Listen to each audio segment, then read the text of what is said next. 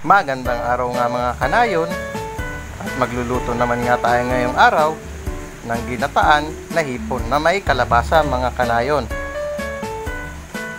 At ito nga, nagpe-prepare na tayo ng ating kalabasa at hinihiwan na natin ito mga kanayon.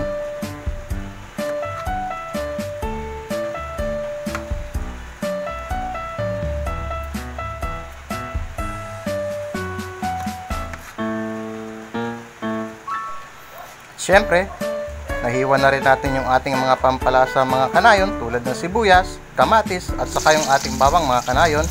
At nagsisimula na nga tayong magluto mga kanayon. Gigisa na natin yung ating sibuyas, saka bawang.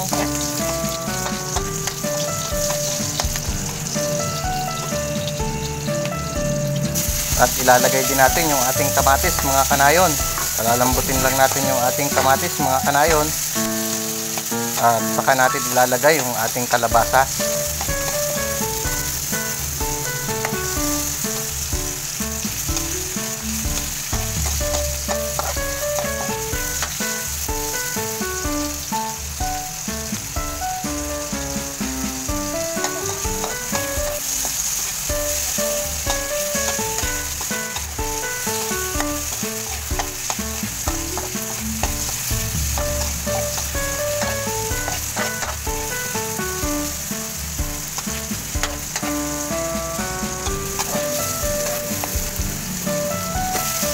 At malambot na nga yung ating kamatis mga kanayon, kaya iniligay na natin yung ating kalabasa.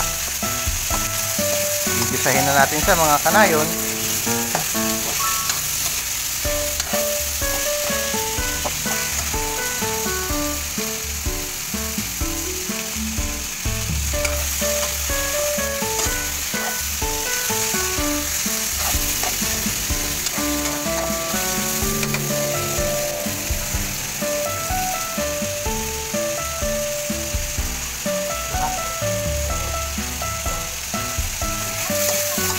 At habang nagigisa tayo mga kanayon ng ating kalabasa,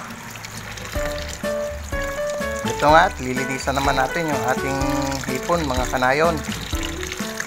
Tinanggal na rin natin yung ulo mga kanayon.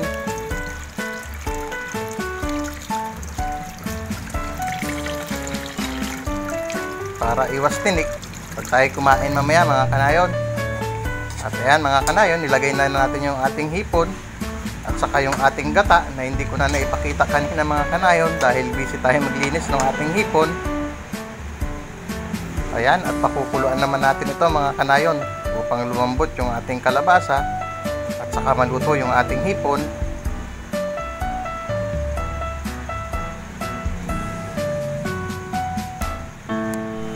At pagkatapos niyan mga kanayon, susunod din natin yung ating sitaw mga kanayon. Ayan, green na green naman yung ating sitaw na nabili kanina sa palengke mga kanayon. At pakiwari ko naman ay kapipitas lang ito.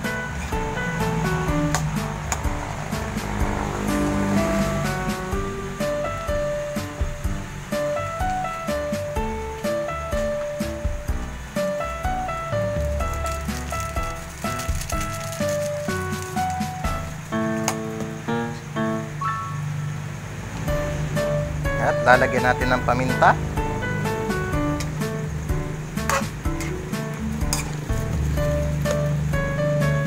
Kaunting asin.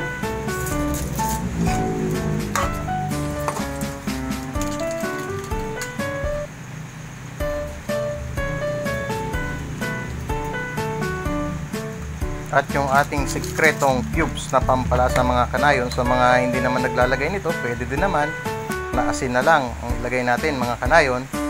At ito nga, ilalagay na natin yung ating padalawang gata mga kanayon para mas lalong lumapot yung ating ginataan. At maya maya lang tayo kakain na mga kanayon. Kukuluan lang natin ito at medyo papaigahin mga kanayon at saka pwede na itong kainin.